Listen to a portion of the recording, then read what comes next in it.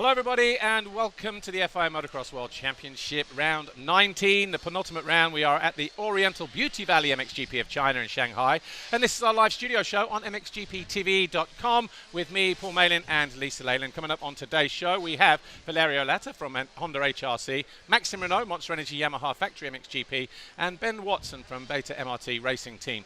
Before we crack on though, Lisa Leyland, I'm pleased to say here we are on Saturday just like last year, but no storms in and around the area here, but there might be some storms brewing on track later in terms of those championship battles. I don't know about you, but when you say storms brewing on track, I feel that kind of intensity in the air at this stage because there's 2 rounds to go and I just feel that anticipation. Yeah. It's just all around us. Do you feel that energy? I do. There is certainly a bit nervous. It's crunch time, isn't it? It is. 2 rounds to go. Let's see what happens. Well, let's crack on with the show then, shall we? Yeah. Valerio Lata joins us now from Honda HRC. First time on the studio show, and it's very warm, Valerio, but good to see you.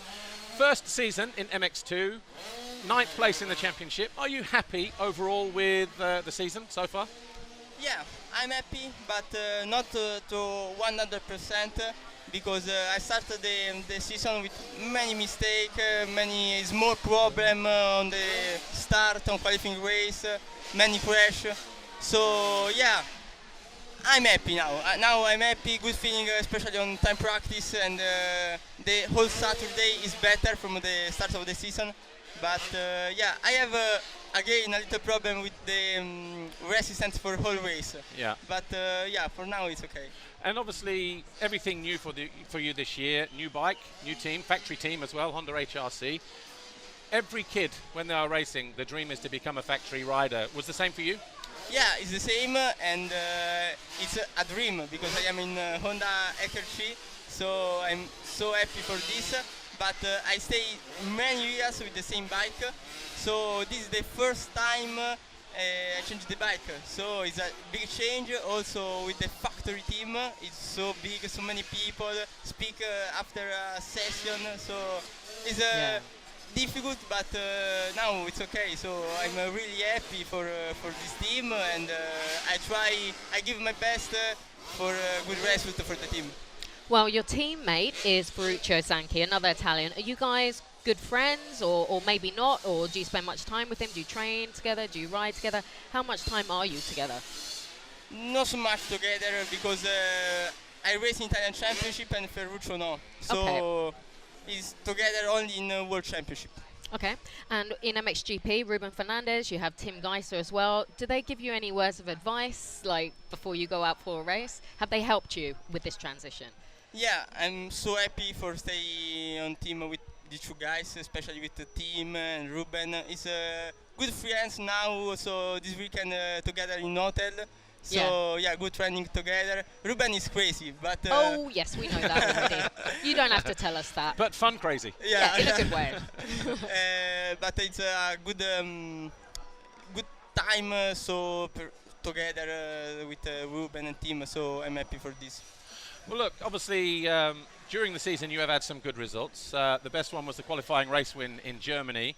You're also fastest in the time practice in Turkey, 1 weekend ago. It looks like you have good speed overall. Yeah, for now, Oriental is my favorite race because I won the qualifying race, so it's my first pole. And yeah, I try again today because the feeling with the track is so good. Also, the last weekend in Afion, good time practice, but many mistakes on the start, so the thing on the race is not so good. But I try again this week. Yeah. And obviously, you know, you have a good speed, but what about the fitness? Is it okay? Could it be better? Because going from EMX 250 to MX2, the championship is longer. We'll talk about that in a moment, but the fitness is coming better, or you think it can improve? Yeah, it's completely different European Championship and World Championship, especially the race is more long and it's the rhythm is completely different. The whole race full gas. Yeah. So for me this is a little difficult, but yeah, I'm coming step by step. Yeah, and also obviously the difference in the level is there, but the season in MX2 is a lot longer than in the MX 250 season, especially you've got all the flyaways as well. Is it perhaps more difficult than you thought? Yeah, but in World Championship I have more session in on the weekend, so this is the most difficult. But weekend after weekend, race after race is more better, and I'm happy for this.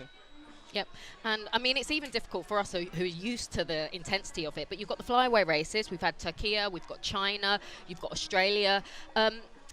Are you enjoying them? Because this is your first time here, isn't it? Yeah, it's my first time in China, also in Australia. The place I like so much. Yeah. The track also is good, so it's cool. It's cool. It's an experience, isn't it? Yeah, it's a good experience to, yeah, to have. also because it's completely different from the Europe. Yeah. Couldn't get further away from Europe. Did you go to the media event yesterday or not? No, yesterday no. It So was have really you nice. have you had the chance to see some of the local area? Are you impressed with everything? And what about the track here? First time here? Yeah, first time here, but also with the team I go in Thursday in Shanghai, in the Yeah. city, in the center, and I Nice. like so much. Yeah, and obviously, I guess we cannot talk about this without mentioning the heat. It's pretty hot out here, isn't it? Is it probably the warmest condition that you have ridden? Because you didn't go to Indonesia in the past, I think. No, Indonesia I never race. Here so hot, so I think this is one of the third race in my career. Yeah. But it is a lot to manage. Like, not only do we have a triple header, they're flyaway triple headers. So how do you, like, as a rider, manage, the jet lag, the food, the heat, the changing in conditions? It's a lot, isn't it? Yeah, for me the most difficult is the food because I am Italian. I live in Rome, so carbonara is the best.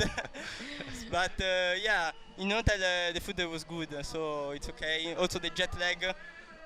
Only the first day. Yeah. A little bit tired, but after it's okay. So you don't struggle to like. At the moment, I'm sleeping until 1 o'clock. I wake up until 3 o'clock, and then I go to sleep. The alarm goes off, and well, where am I? Yeah, now in Italy it's morning, so I think Yeah. it's 6 o'clock. Yeah, it's So, yeah. crazy. All right, well, what is the plan now this weekend and the final race in Australia? Just to finish with the strong results? Yeah, I try one podium because this season many change. So I give my best in every session, and yeah, the weekend start good here with the second time in free practice. So I try again on time practice. All right, well, look, Valerio Lata, Andre Chassis, thank you for joining us. you. Enjoy your you. weekend. Nothing to see here, folks. It's only live. We will, good luck for today and also for the last race in Australia. Thank you. And we'll see you again soon. Right, our Thank you, second Valerio. guest is getting ready to come and see us now, and of course, Maxime Renaux. But before we meet him, here's some action from episode 18, Behind the Gate, Undecided, our latest edition of Behind the Gate on our platform, of course. We go behind the scenes with Venroy KTM with the Volks. Motocross is very much a family affair, but it's still rare to have both the brother and sister race together at World Championship level. And that's what we have with Lynn Volk and her younger brother Kaz. In 2025, they both signed for the Venroy KTM racing team, and they were both really looking forward to racing at home in Arnhem. To work with the brother and sister in the team is quite easy. They are in different classes, but still they are, at the end, they're one. They help each other where it's necessary. Kaz talks about Lynn, how to start, where you put the bike, how you prepare the goggles. And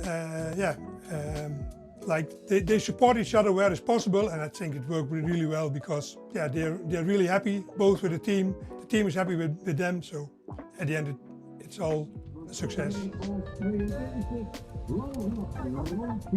So yeah, I think definitely for the last 3 years, I think I've been telling Lynn more than Lynn me, but I think in every way we always kind of support each other and always help each other at the race weekends, and if we are not there, we also help each other. So yeah, it's kind of, we support each other both, maybe me sometimes a little bit more helping my sister than Lynn me, but yeah, still helping each other out.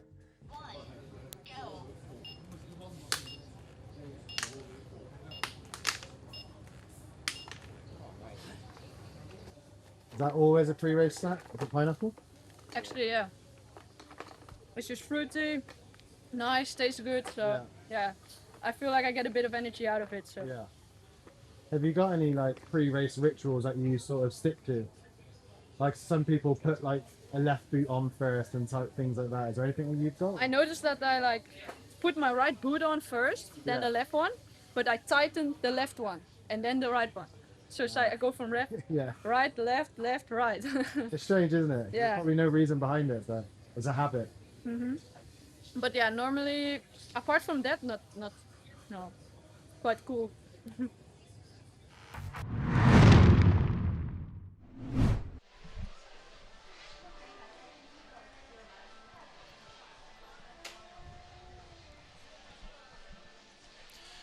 Hello everybody and welcome back to our live studio show here on MXGPTV.com with me, Paul Malin and Lisa Leyland. We are at the Oriental Beauty Valley MXGP of China in Shanghai.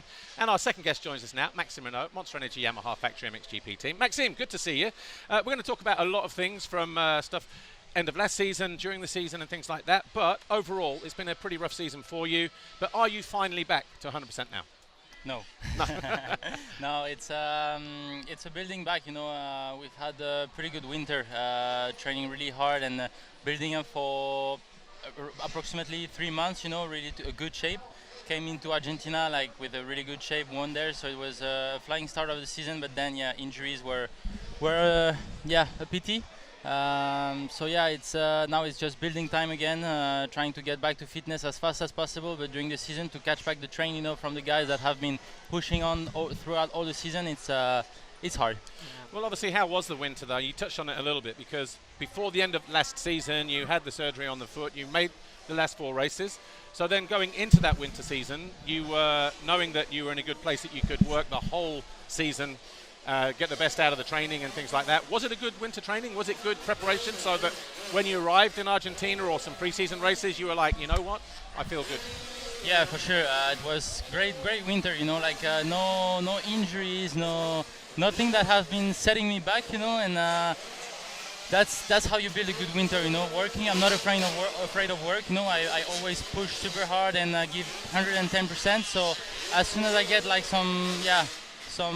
I get free from injuries, let's say, I know I can be a title contender. So yeah, it just has been a great winter. We did a great job, and obviously we'll be looking forward to make the same winter this season. Yeah. Okay, you did touch upon it just a moment ago. It was a flying start to your season. It seems like a long way off now. Argentina, dream weekend, a 2-1. You picked up the GP victory. You had the red plate. I guess at that point you were pretty happy with how the season started.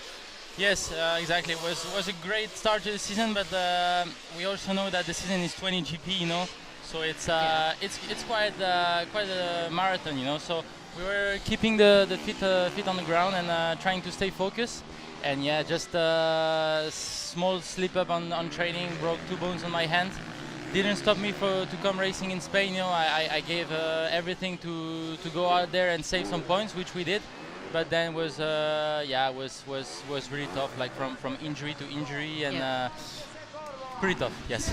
And actually, again, picking up on what you just said, Maxime, the wheels after Argentina just started to, I guess, fall off one by one. Metaphorically, not literally. Not yeah, but exactly that. Hand injury, hip injury, and it just seemed like bad luck was just following you around, and it's like, give me a break. I mean, did you feel like that? Like, come on, I just need a break right now. Yeah, like it's a pity, you know. You put on 3 months of your life, you know, training like basically like a beast, you know. Like I was and I am, and I have always been so dedicated to my work, you know. And injury are just such big setback, you know, where you feel like not like all the work was useless, because it's always useful, but at some point you just get a break, you know, and you're like, everything is done for this season. So I ride only for title, you know. That's my only goal. I don't want to be second or third. I really want to be champion. And when I picked up the injury, I knew 95% of the chances we had were gone. Yeah.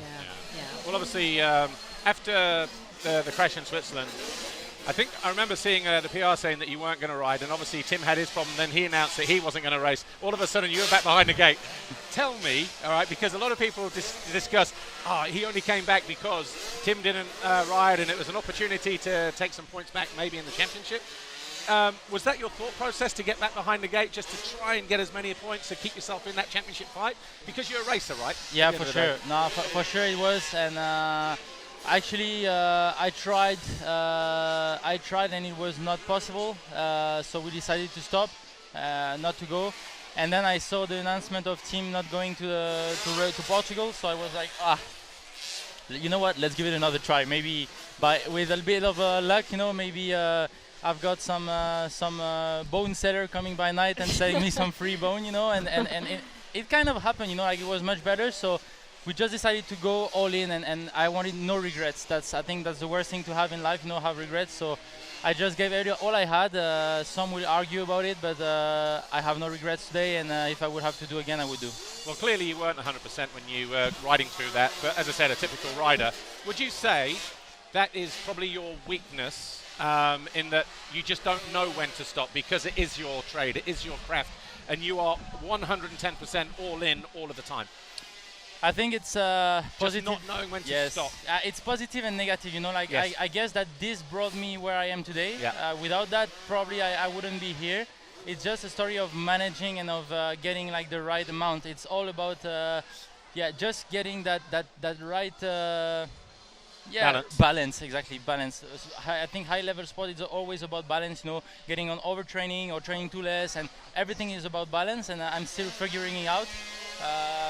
I'm 25, so I'm not anymore a rookie. I need to figure out this as soon as possible to, I guess, be even a better athlete, you know, better rider, and finally fight for what where I belong. Yeah.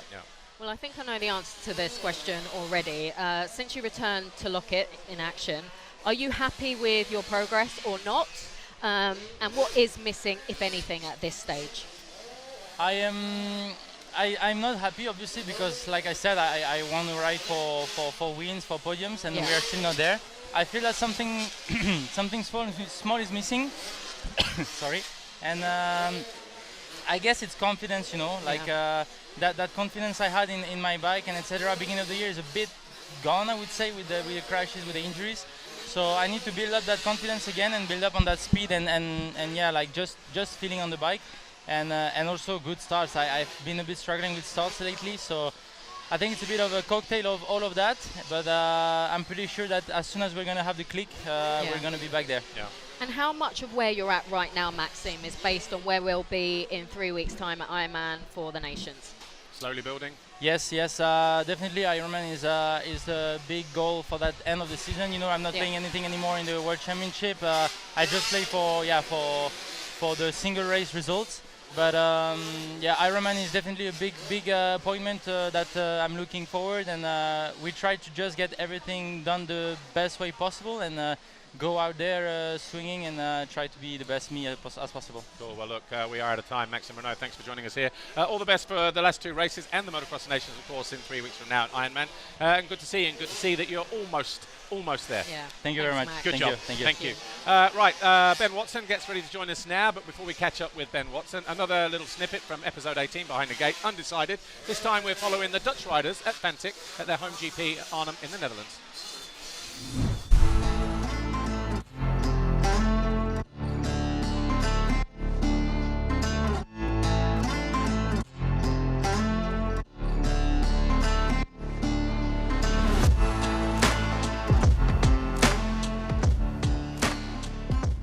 Good to be here. I had 2 good years in the past, so never been on the podium, so definitely looking forward to make that happen this weekend. But I also know it's not that easy. It's a busy weekend, a lot of fans, a lot of family. My support team is here, so I try to enjoy it as much as possible. Enjoy your weekend. Thank you. My daughter is not coming to so many races, but then my home race in Arnhem, it's like pretty special, you know. They made the small jerseys for my daughter and some other small kids, and it's really cool. And I think in one way it relaxed me a little bit, you know, just having my family there and a lot of friends, and for me, it's really nice to have them.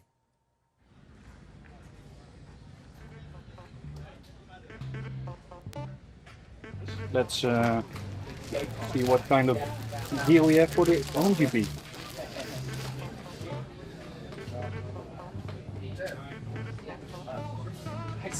New t-shirts. Yeah. I think quite white. Eh? Very good. You see the Dutch flag, Dutch lion. It's like small details, eh? So it's good. I like it. And how do you feel about your own GP? If you want to tell us. Yeah, it's actually always special, of course. It's something else. You get a different vibe around here, you know, because I don't know, because it's the home GP, I guess.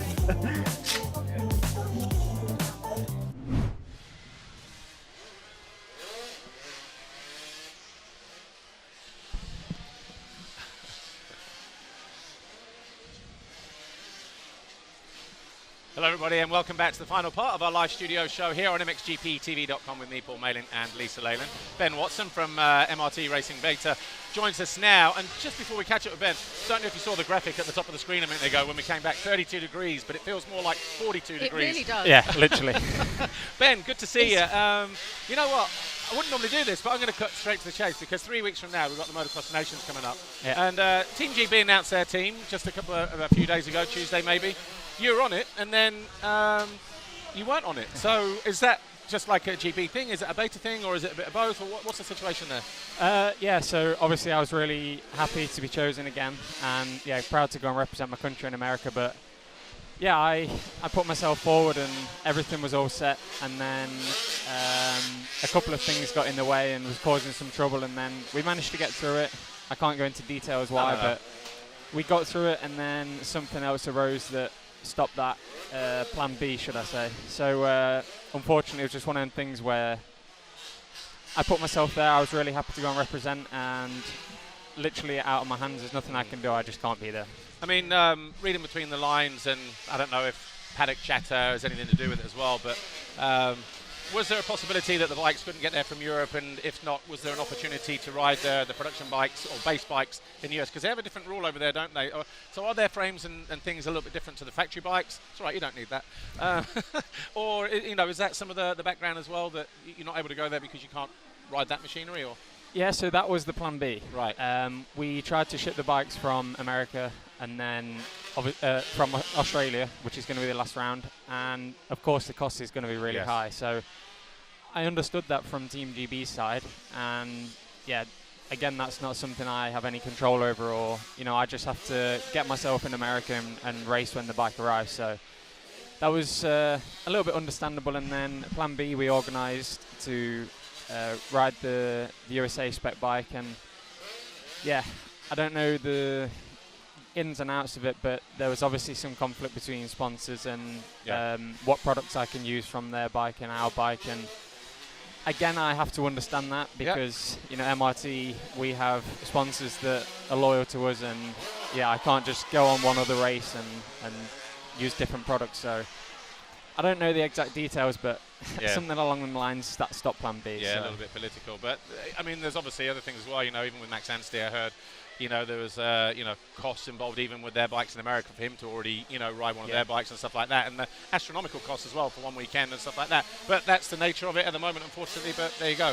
Anyway, let's move on then. Yeah, well, okay, let's talk about this season. 2025, Ben, overall, how's it been? Same as last year, or how are you finding it? Yeah, obviously last year I tore my ACL before the midway part of the season. Actually, at the same point of last year, you were in the same position, 12th or thereabouts, I think.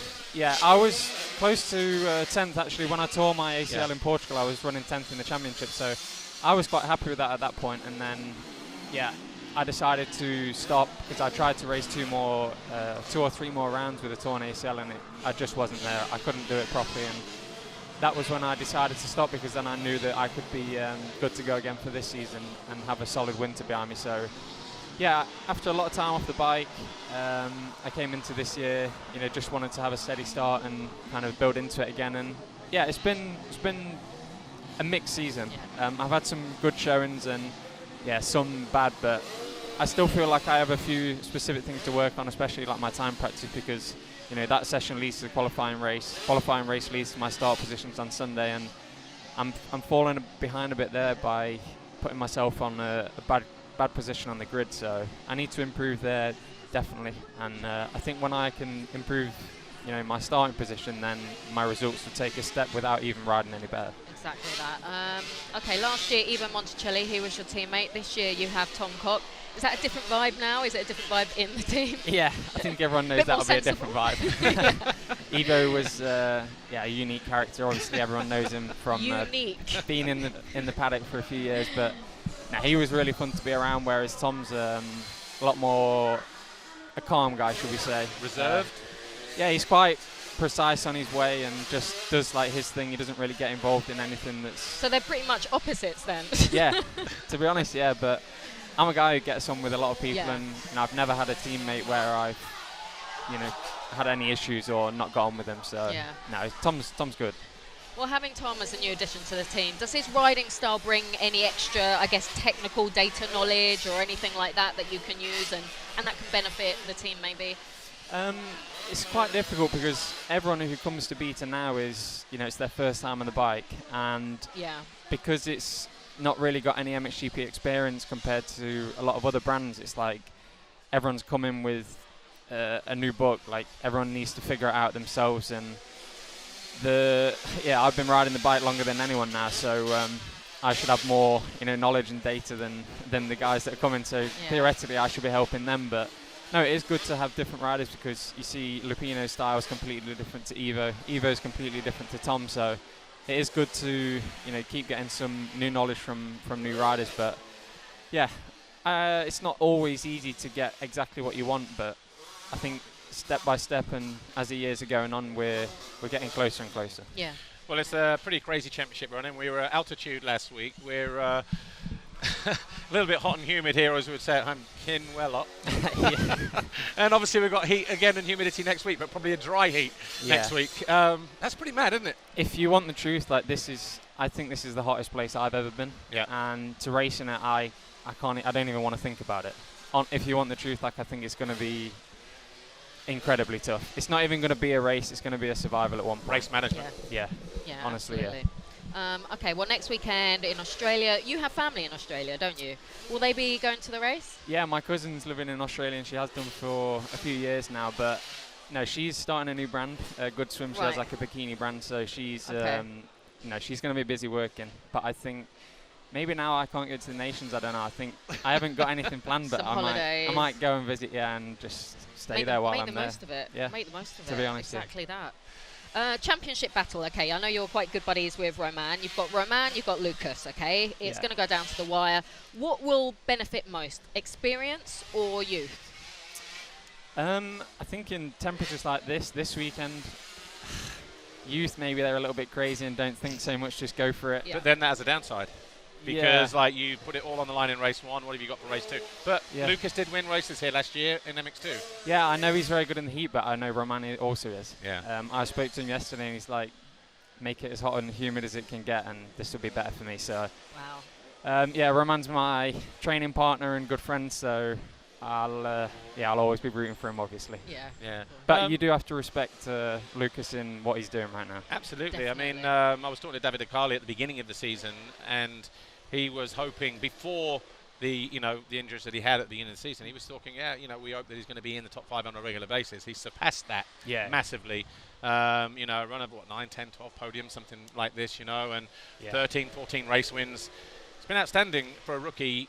He'll say, I'm not a rookie, but you're a rookie in the class. Yeah, 100%. I really respect what he's doing because, he's so young and the level, honestly, is so high. I think to be so consistently good as well, that's what's impressive to me. When you're so young, normally you make mistakes, and especially when the pressure starts getting there. And we're 2 rounds from the end, and he's close to leading the championship, and he's still making almost no mistakes. So, it is impressive.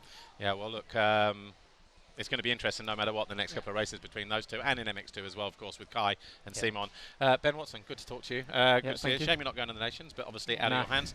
But we all understand that as well behind the scenes. So, but enjoy the last couple of races. Thank you. Thanks, Ben. We're not done yet, though. Of course, we've got time practice in MX2 and MXGP coming up. Slightly earlier than normal, 1:15 or 1:16 today, and then straight to MXGP. And then we've got the qualifying races. Slightly early time because it is the flyway races, 3:15 and 4 o'clock.